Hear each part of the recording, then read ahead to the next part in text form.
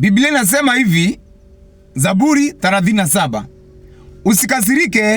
Usikasirike kwa sababu ya watenda mabaya. Usiwahusudu wafanya ubatili.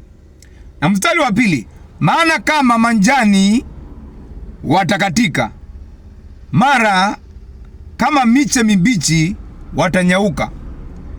Kwa hivyo wanaotenda mabaya, wanaotenda maovu wasikukasirishe.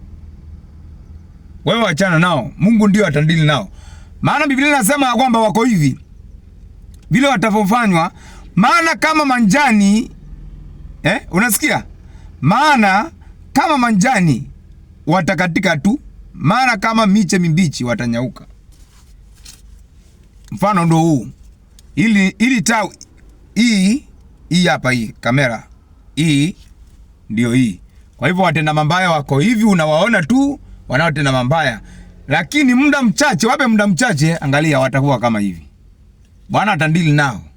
So you better change. Kama wewe ndio mmoja unayetanishwa na wale wanaotenda mabaya, uko hivi na tunakuona, soon you will be like this, the hand.